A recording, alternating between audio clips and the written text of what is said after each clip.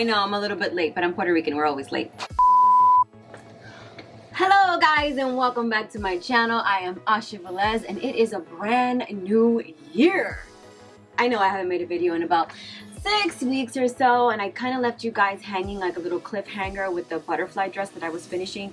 But I just wanted to basically clear my life and organize everything around me, like my personal self and like my space around me, so I could start the new year off really strong.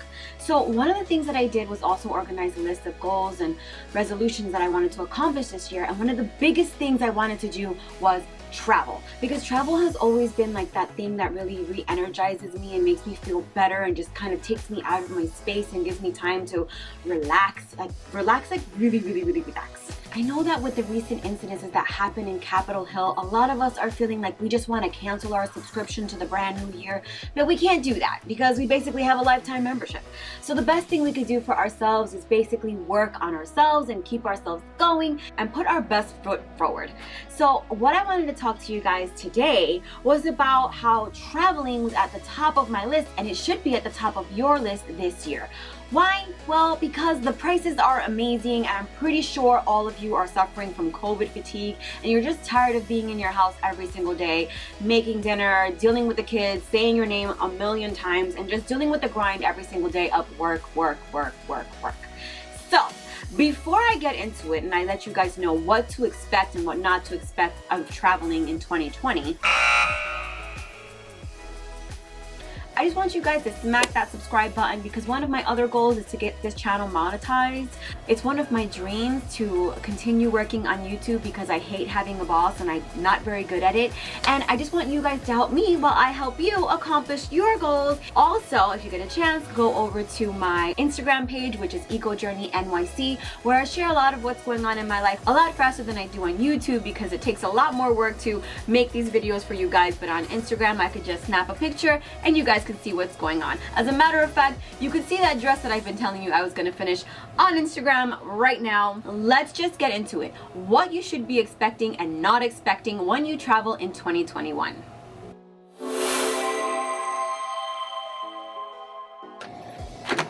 Alright, so let's get into it. How are you going to travel in 2021? Well, first things first. One of the biggest things you should do is pick at least 3 destinations you should go to. You probably have one specific destination you really want to go to right now, but it's important to be flexible. The purpose of traveling in 2021 should be to just get away from your space. If you're from New York like I am and COVID fatigue is just running rampant because you can't go out to eat in a restaurant or go to the local gym and work out, then you understand how I'm feeling, where just getting out of New York is at the top of my priority list. And it should be at the top of your priority list to get out of wherever the heck you are, because I'm sure you're probably tired of seeing the same 4 walls every single day. What to consider when you're picking those destinations is how much the airfare is going to cost you and what the restrictions are when you get there. Now, I would tell you to watch the news, but because the news is like this big mess of like misinformation that makes you overly paranoid about COVID and makes you want to just like crawl up into a ball and go into your closet and not even travel to a supermarket, I would definitely recommend that you go out and you start reaching people who own Airbnbs in the locations that you want to go to, because they have a more up-to-date insight on what's going on with the restrictions in their area where you'll plan to be going. If you don't like going to Airbnbs, then you should contact the hotel concierge and ask them what's happening in that local area where you'll be traveling to, because if you're relying on the news or the airports or airlines, they're not going to fill you in as much as you should be filled in. Number 2, don't watch the news. If you watch the news here in New York City, you have Cuomo and de Blasio making you feel like you have to have a vaccination, like you can't travel, like you have to fear the world and the sky is falling. And that really doesn't help you. So don't watch the news to get your advice on travel, because it really isn't going to help you. Instead, like I mentioned before, reach out to the people that are in the locations where you're going to travel. They're going to be the best asset for knowing what to expect when you get there. I would definitely speak to more than one person when it comes to this, because when I was planning my trip and I called, my trip was to go to Puerto Rico, the first place that I called was El Yunque. I wanted to stay in a treehouse, and they were very, very negative about why I wanted to travel, and they gave me a lot of websites that were old and out of date and talked about traveling for Christmas. Meanwhile, it was already the beginning of the year. So again, speak to at least 3 different people when you're doing that. Speak to people who are in the hotel industry, people who have perhaps traveled to where you want to go, and people who are Airbnb owners, because they are literally the best and most valuable asset for knowing what's happening in terms of the restrictions. Anything is better than New York right now, because in New York it's like 28 degrees, you can't eat indoors, and even though restaurants are making their best effort to keep you warm, it really isn't working out. Anyway, number 3, you should definitely find out what the cancellation policies are and refund policies are for whatever airline you're using when you go to book your airfare.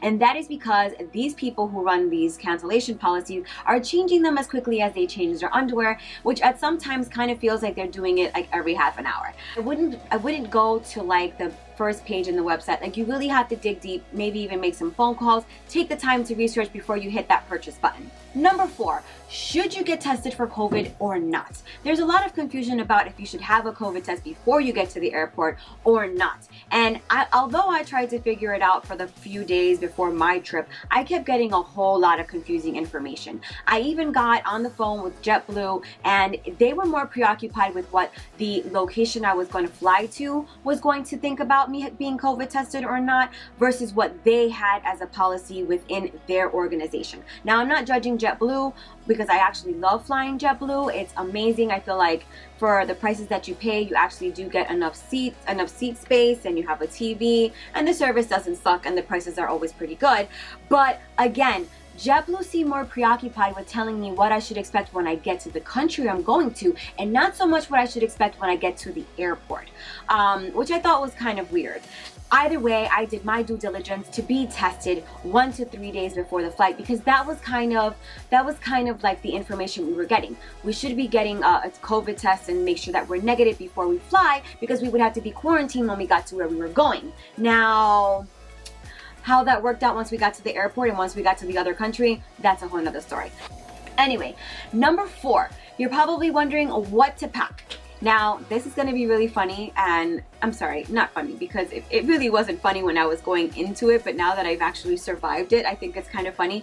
But you should be packing yourself a lot of hand sanitizer, and maybe have more than one mask, and maybe even a shield for your travel, because COVID-19 is something that is an airborne virus that could basically be inflicted on you by someone coughing or sneezing, or you accidentally touching your face and having touched another surface and basically self-inoculating yourself. So I would definitely pack a lot of hand sanitizer, wear more than one mask if you can, even though it's kind of exhausting to do that, and have a face shield. And you're going to understand why when I get into the details of getting to the airport. Because when you get to the airport, you're going to be shocked, and it's going to kind of feel like you've just crossed over into the Twilight Zone. Or the non-COVID zone. Number 5, what to expect when you get to the airport. Let's just go into my little experience, okay? Flashback.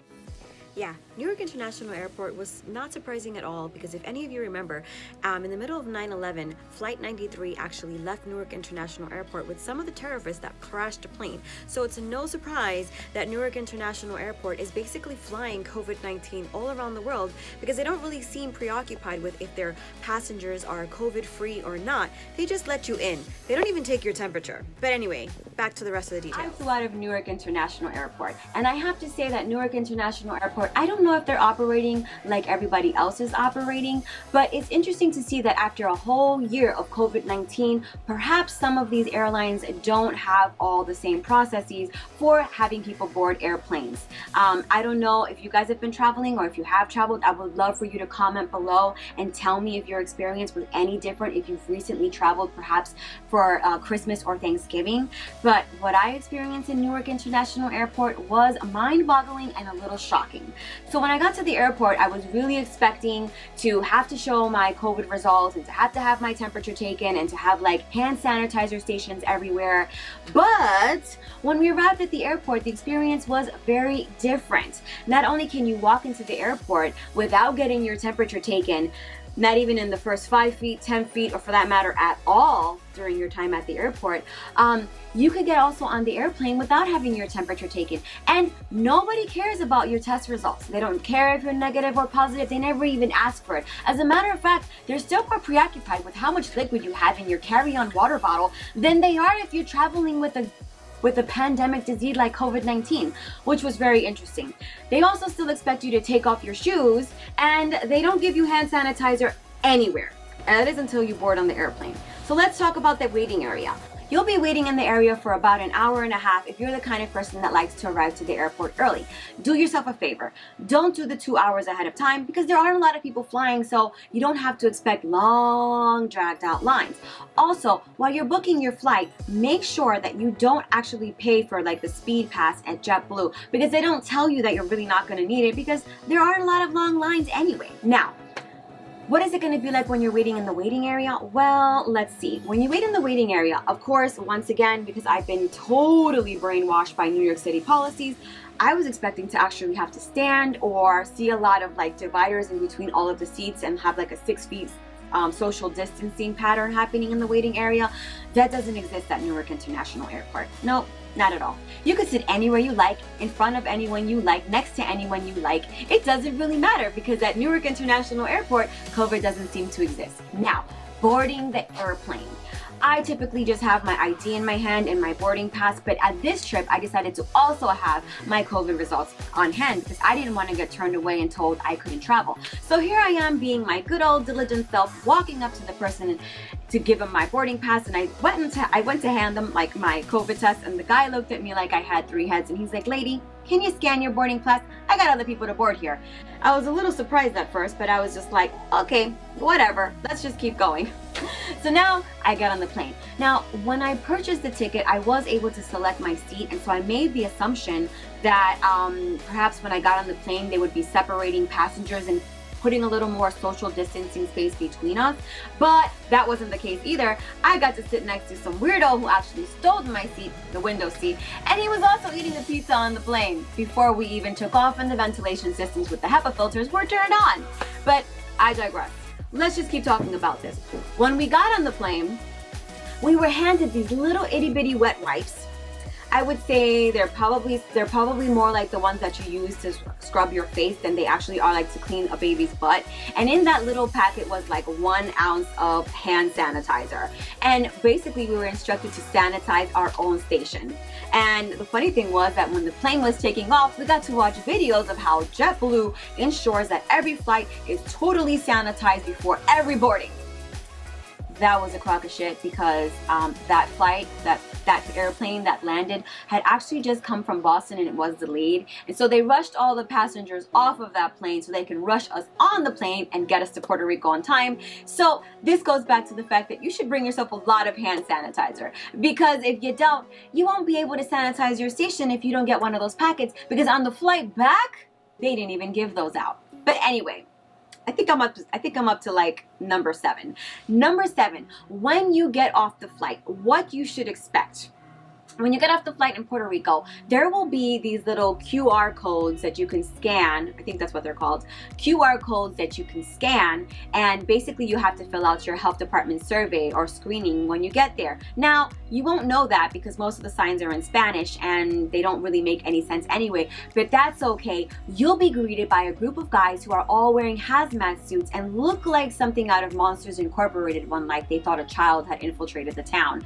Anyway, they'll be helpful. So at this point, this is when I thought to myself, oh my God, I don't know where my COVID test is. I had forgotten where I packed it, and I was frantically looking for it. And the guy was like, ma'am, can you please fill this out? And I was like, oh, okay, yeah, sure. So I started going through their survey or their screening and telling them all the information, where I was going, where I was going to be staying. They asked for my address. I was like, wow, I guess if I get COVID, they will like knock on the door and come get me. That was my assumption. That's what I was expecting would happen from like filling out this screening.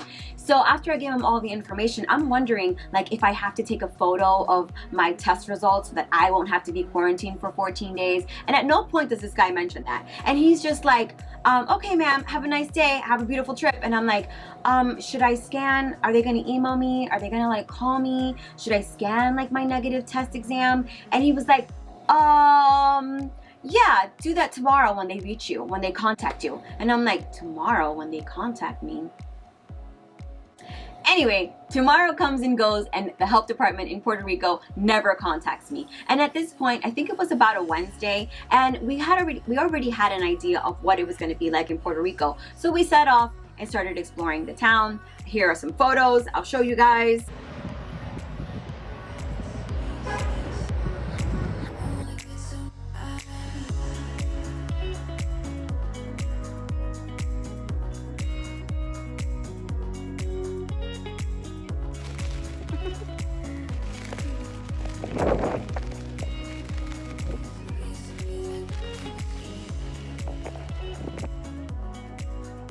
So now it's day 2 and I'm still waiting for the health department to contact me because I'm a little bit paranoid and I feel a little uncomfortable about being in a country where I could possibly be quarantined on purpose for like 14 days if they thought that I was like, you know, I don't know if I had like COVID. But on day 2, they still didn't contact me. So at this point, I decided to enjoy the rest of my vacation, and you should too.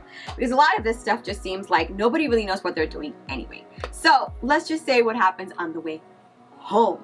On the way home, I realized that it had already been about 6 days and I had been traveling in a foreign country and, or whatever you want to call it, a Commonwealth of America.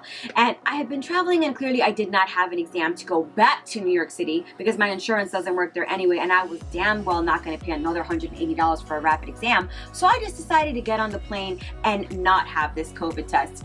And I was once again fearful that they were going to stop me at the airport and tell me that I was going to have to stay or like give them an exam. But once again, here I am traveling back to New York City and no one asks me for my test results. And on my second trip back, once again, although I had to take my temperature everywhere and I had to sit far away from everybody if I was indoors or outdoors, once I got on this plane, once again, it was entirely packed. They never took our temperature. They never looked at our test results to see if we were negative traveling the world. And when we got back this time, I got to sit in even more closer proximity with more people. And what I found interesting was that you can't go to a New York City restaurant and dine inside, but you can get on a plane and you can eat and you can talk and you can do everything you want because they tell you can.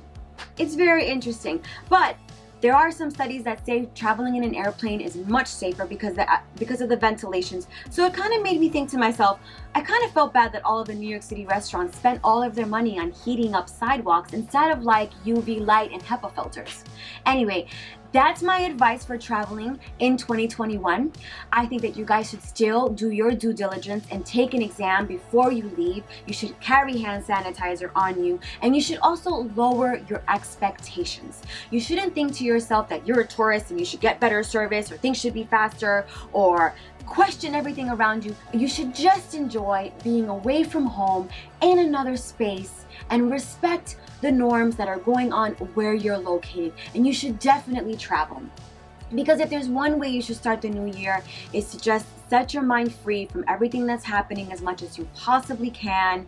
And I hope that this advice has given you guys a window into what it's like to travel. It is not as restricted or stressful as I thought it was going to be, and there's no reason why you shouldn't be doing it. Anyway, love you guys.